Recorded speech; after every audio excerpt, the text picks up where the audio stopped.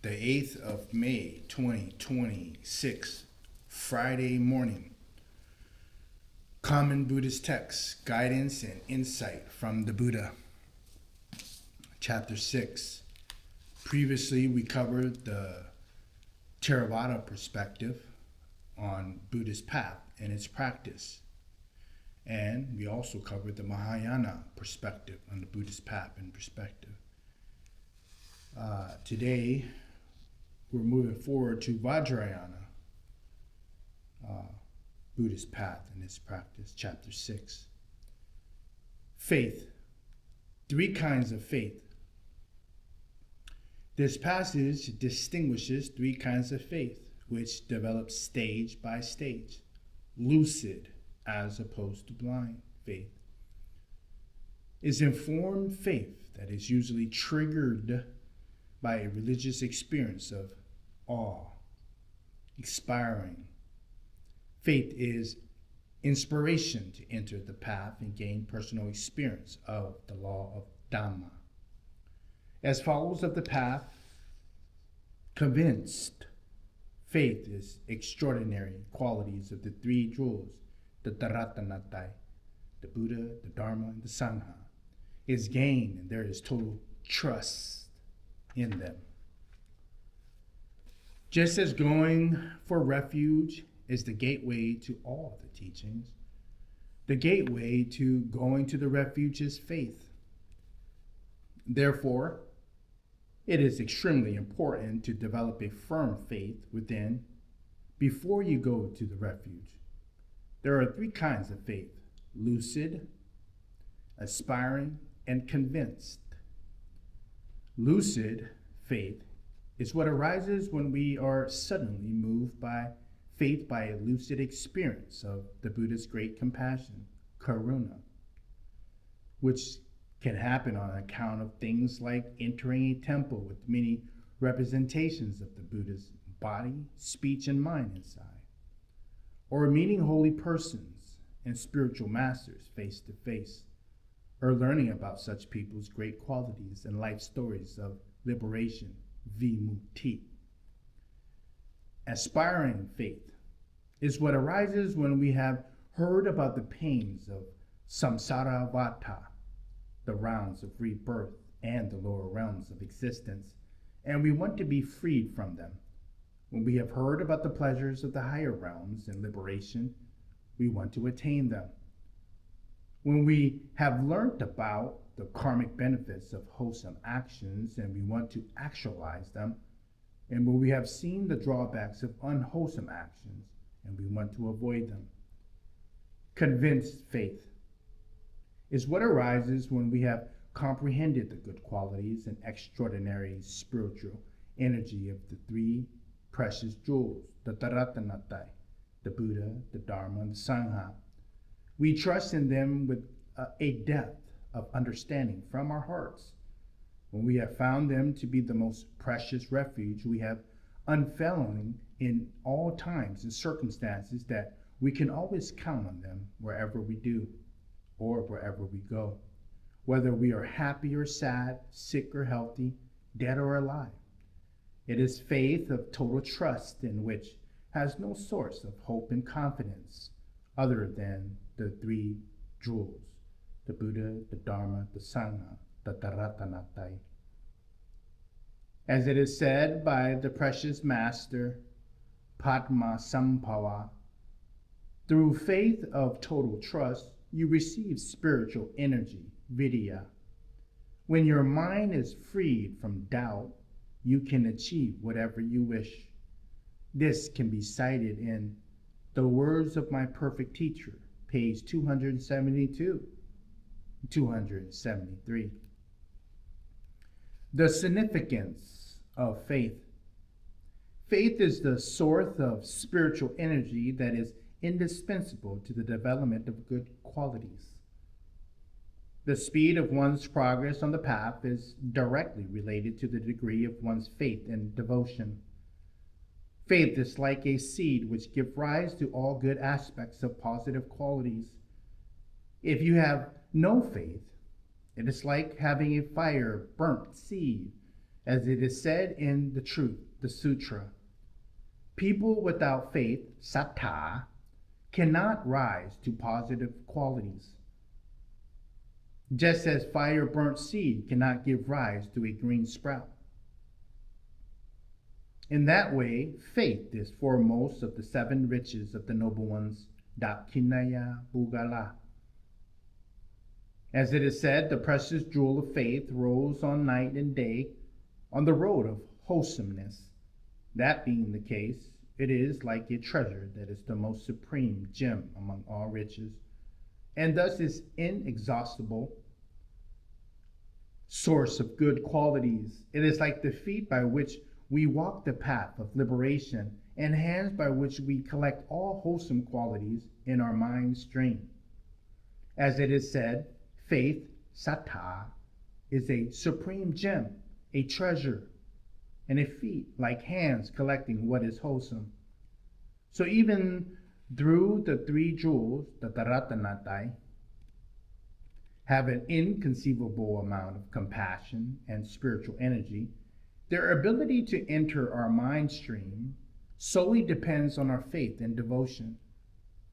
If we have immense faith and devotion, then the 3 jewels, the Taratanatai, compassion and blessing that can enter us will also be tremendous. Likewise, if we have mediocre faith and devotion, then only a mediocre amount of compassion and blessings can enter our mind stream. And if we have no more than just a little faith and devotion, then only a very small amount of the compassion and blessing is able to enter us. But if we have no faith and devotion at all, then we will not receive any compassion or blessing. If we have no faith, then even meeting the Buddha himself and being taken under his care would be useless. Gautama Buddha himself being taken under his care would be useless, as if for a Bhikkhu monk, Sunakasatra, whose story has already been told, or for the Gautama Buddha's cousin, Devadatta. Even today, if one invokes him with heartfelt faith and devotion, Gautama Buddha himself will appear in front of one and bless one with spiritual power. For Gautama Buddha's compassion, there is no near or far, as it is said.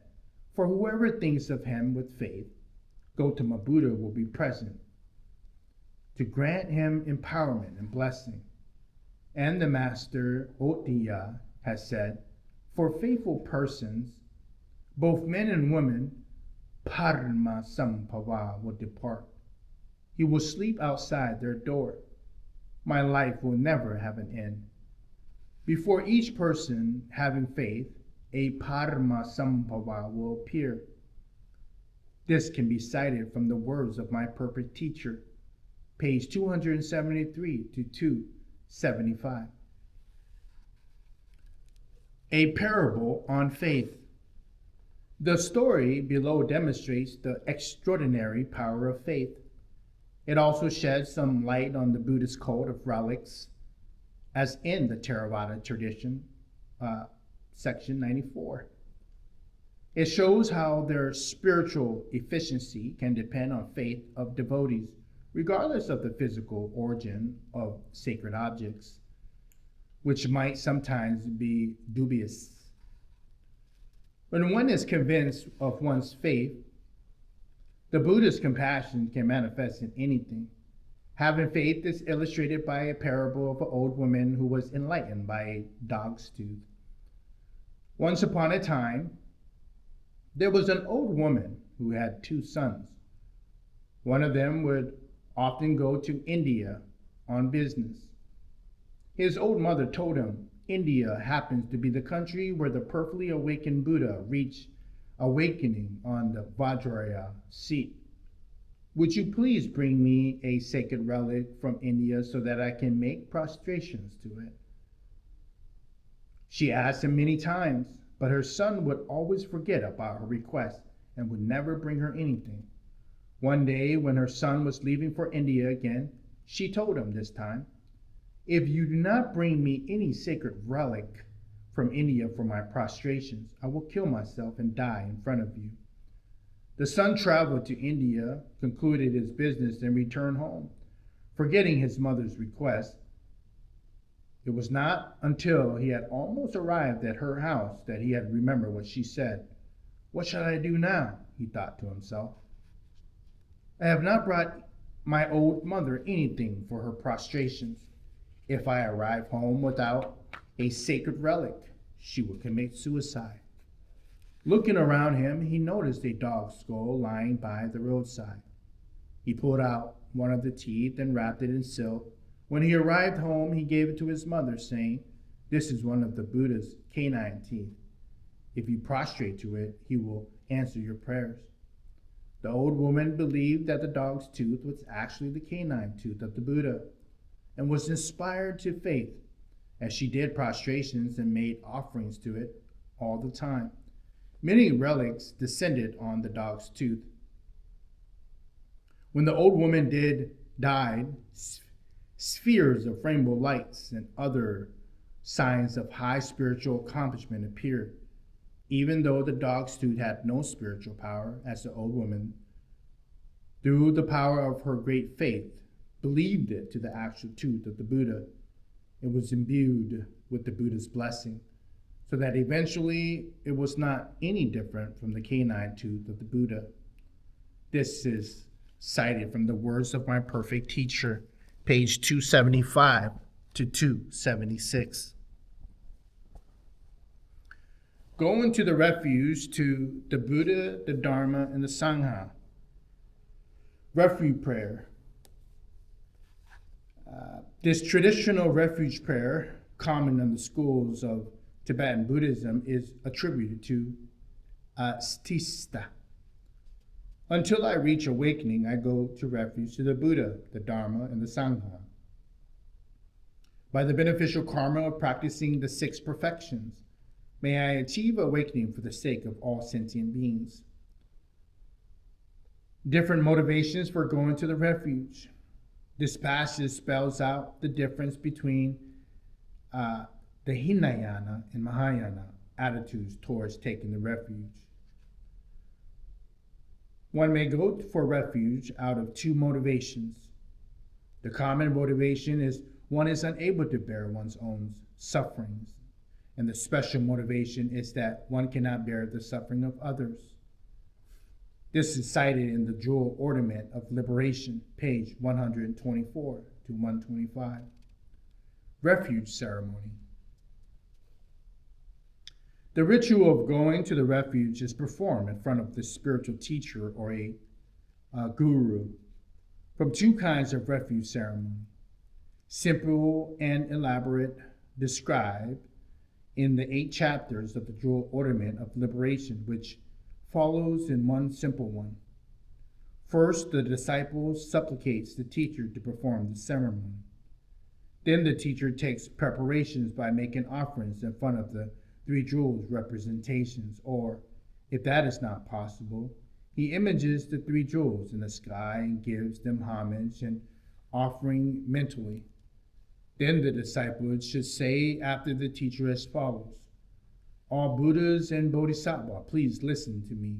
Teacher, please listen to me. I, named so-and-so, from now on until I reach the heart of awakening, go to refuge to the Buddha, the most supreme human.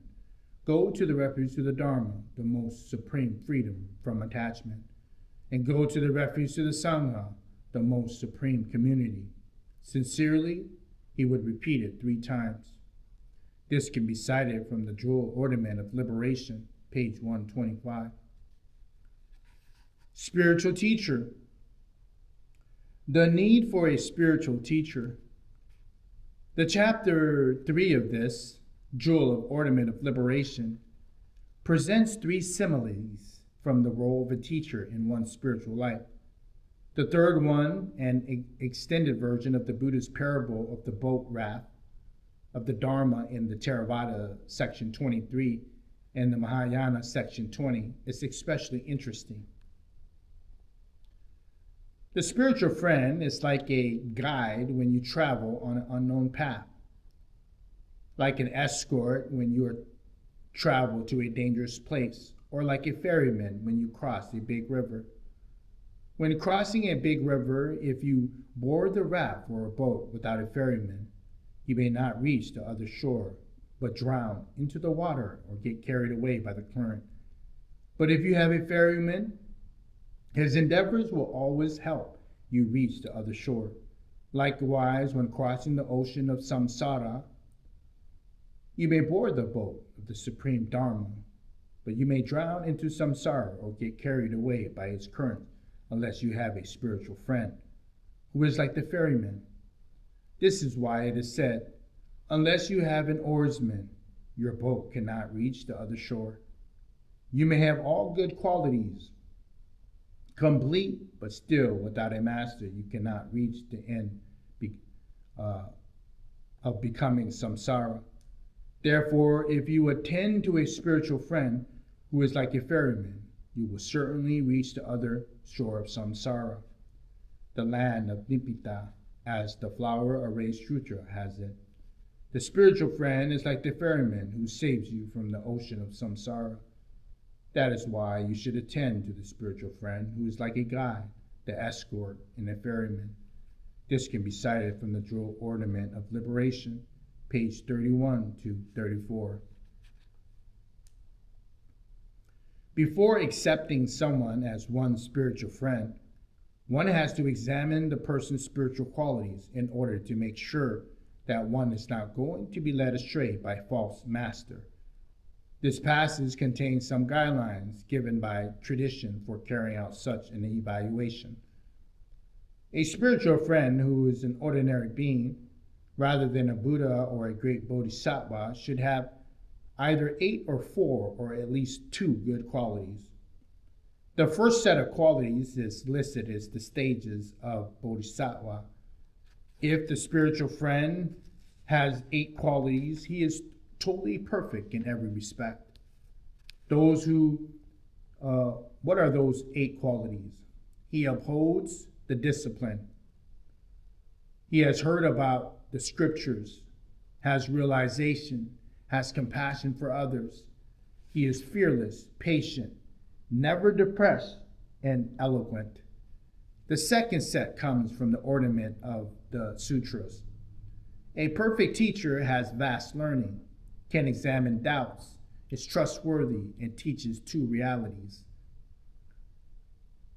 Since he has heard many teachings, the teacher has vast learning because he has great wisdom. He can eliminate others' doubts because he behaves like a supreme being. He is trustworthy. He teaches the 2 realities, those characterized through defilements and total purification. The third is described as engaging in conduct for awakening. The true spiritual friend is well versed, has excellent discipline. Never leave him even for the sake of your life. That is, he should be an expert in the teachings and should maintain the vow. Since you have found such a spiritual friend, you should attend to him in 3 ways: by rendering him respectful service, by showing him faithful devotion, and by diligently practicing the teachings. This can be found in the Jewel Ornament of Liberation, page 38 to 39. Practicing the middle way. The middle way as freedom from 2 extremes. This passage describes the understanding of the middle way as non-conceptual view of reality, one which is free from the extreme views of permanence and nihilism, in the sense of complete non-existence, an idea similar to that expressed in the Theravada tradition and also found in the Mahayana tradition on a more subtle level. It is also understood as freedom from any conceptions, even about the mind's identity. Eventually, the middle way, not even conceptualizing itself, is perfection of wisdom. Apprehending phenomenon as existence or apprehending them as non-existence are both faulty because they represent falling into the extremes of permanence and nihilism, as said in Nagarjuna's fundamental treatise in the Milky Way. Existence is the view of permanence. Non-existence is the view of nihilism. Falling into the extremes of permanence and nihilism is to be deluded. And if one is deluded, one cannot attain liberation. In the Precious Garland, he also says, to apprehend this mirage-like world, either as existent or non-existent, is a delusion.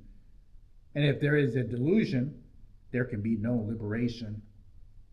So if one asks about liberation can be attained, the answer is that one cannot attain liberation through practicing the middle way, which is free from the two extremes. As the Precious Garland says, one who knows phenomenon as they are, unproduced or unborn, will not rely on either extreme of existence or non-existence, but attain liberation. The fundamental treatise on the Milky Way also says, therefore the wise should not adhere to either extreme of non-existence and existence. One may wonder about exactly the middle way, what the middle way is, which avoids the two extremes. It is described thus as a heap of the Noble Jewel Sutra, Kassapa. How should a great being correctly apply himself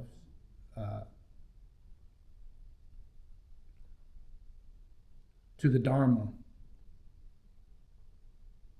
He should apply himself to the middle way, which is correct assessment of phenomena. What is the correct assessment of phenomena? Kassapa. It is thus that they are permanent in one extreme, and they are impermanent in the other extreme.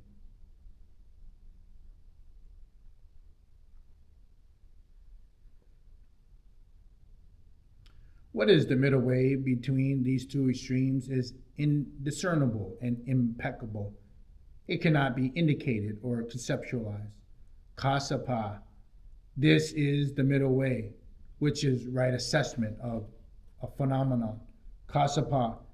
The view of permanent self, atta, is one extreme. That of non-self, an utter denial of any kind of self, the other extreme, the identification of the self. What is the middle between those two extremes is indiscernible, impeccable. It cannot be indicated or conceptualized. Kassapa. This is the middle way, which is the correct assessment of phenomena. Kassapa. Samsara is one extreme. Nibbita, as complete cessation, is the other extreme. What is the middle between those two extremes? It's indiscernible and impeccable. It cannot be indicated or conceptualized. Kassapa. This is the middle way, which is correct assessment of phenomena. Also, Santi Deva says, the mind cannot be found either inside, outside the body, or anywhere else, neither intermingled nor separate from it, so it cannot exist at all. Sentient beings, therefore, are naturally in nibbita. Therefore, avoiding conceptualization in terms of two extremes is what is called the middle way. But the middle way should not be conceptualized either. Without apprehending it as something out there, it is to dwell beyond the intellect. Astista also said, consider this. The past thought has already ceased to exist. The future thought has not yet come into being. And the present thought is extremely elusive. The mind does not have any color or shape. Similar to the sky, it does not have any concrete identity. Also, the ornament of clear realization says, not to be found in either extreme of outside or inside, nor is between the two, being the same in the past, present, and the future. It is not found to be in perfection of wisdom. This can be cited in the Jewel Ornament of Liberation, page 285 to 287. We will pause there and pick up at the awakening of the mind, the bodhicitta, on chapter 6 from the Buddhist path and its practice from the Vajrayana perspective. Chapter 6, Common Buddhist Texts, Guidance and Insight from the Buddha, Chief Editor, Pratmaha Dhamma Kosachan.